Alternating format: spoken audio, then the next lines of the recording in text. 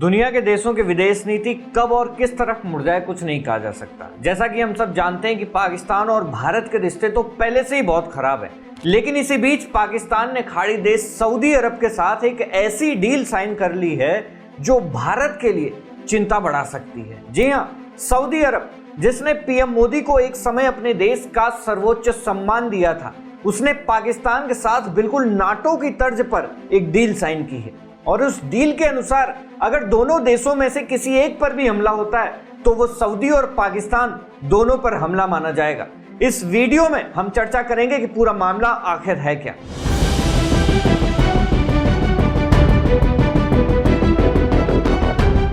नमस्कार, मैं हूं उमेश द्विवेदी और आप देख रहे हैं सरकारी मंथन। दोस्तों, आप सोच रहे होंगे कि अचानक से सऊदी अरब को पाकिस्तान जैसे देश के साथ डील करने की क्या जरूरत आ गई। जो देश खुद अपने लोगों की रक्षा नहीं कर सकता वो सऊदी की क्या मदद कर पाएगा। दोस्तों, दरअसल सच्चाई ये है कि सऊदी अरब को पाकिस्तान के साथ कोई प्रेम नहीं है, बल्कि सऊदी अरब की ये जरूरत है कि वो पाकिस्तान के साथ डील करे। ऐसा मैं क्यों कह रहा हूं ये आपको आगे पता चलेगा। सारी बातों की शुरुआत होती है इजराइल से। जो इजराइल हमारा सबसे अच्छा और भरोसेमंद दोस्त माना जाता है, उसने एक दिन अचानक कतर की राजधानी दोहा में एक हवाई हमला कर दिया जिसमें 4 लोग मारे गए। ये जो 4 लोग मारे गए, इनको लेकर इजराइल ने कहा कि ये हमास के आतंकवादी थे, इसीलिए हमने हमला किया। अब यहां पर सऊदी अरब और कतर जैसे सभी देश अमेरिका यानी डोनाल्ड ट्रंप की तरफ देखने लगे कि वो कुछ कहेंगे, लेकिन डोनाल्ड ट्रंप ने हमेशा की तरह अपने मुंह पर उंगली रख ली और कहा कि कोई बात नहीं, इजराइल आगे से ऐसा कुछ नहीं करेगा। जबकि मैं आपको बता दूं कि डोनाल्ड ट्रंप जब अमेरिका के राष्ट्रपति बने थे तो कतर ने डोनाल्ड ट्रंप को $100 मिलियन का एक हवाई जहाज ऐसे ही गिफ्ट कर दिया था, लेकिन फिर भी कतर पर हुए इस हमले को डोनाल्ड ट्रंप ने कोई भाव नहीं दिया। इसके बाद जाहिर सी बात है कि सारे मुस्लिम देश इकट्ठा हो गए। जैसा कि हम सब जानते हैं कि एक मुस्लिम देश के साथ अगर कुछ भी हो तो सारे के सारे तुरंत इकट्ठा हो जाते हैं।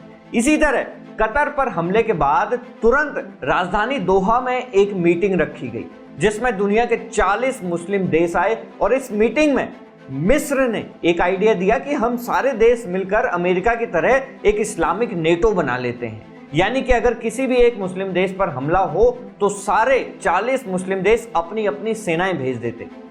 दोस्तों, खुशी की बात यह है कि इस इस्लामिक नेटो को बनाने के लिए खुद कई देश तैयार नहीं थे, इसीलिए यह प्लान फेल हो गया। लेकिन यहां पर अगर कोई देश सबसे ज्यादा परेशान हुआ तो वो था सऊदी अरब, क्योंकि सऊदी अरब जैसे देश अभी तक अपनी सुरक्षा के लिए अमेरिका पर निर्भर रहे हैं, लेकिन अब डोनाल्ड ट्रंप हैं जिन्हें खुद भी ये नहीं पता कि वो कब क्या करेंगे, तो सऊदी अरब कैसे अमेरिका का भरोसा कर सकता है। इसीलिए दोहा मीटिंग के फेल हो जाने के बाद सऊदी अरब और पाकिस्तान ने एक मीटिंग रखी और फिर दोनों देशों के बीच ये डील साइन की गई कि पाकिस्तान और सऊदी अरब में किसी भी देश पर अगर हमला होता है तो वो दोनों देशों पर हमला माना जाएगा। अब यहाँ पर हमें यह समझने की जरूरत है कि सऊदी ने पाकिस्तान के साथ ये डील ऑपरेशन सिंदूर या भारत की वजह से नहीं साइन की है, बल्कि इजराइल को ध्यान में रखते हुए अपनी सुरक्षा के लिए साइन की है। क्योंकि कहीं ना कहीं हम सब जानते हैं कि पाकिस्तान एक न्यूक्लियर स्टेट है जिसके पास परमाणु बम है।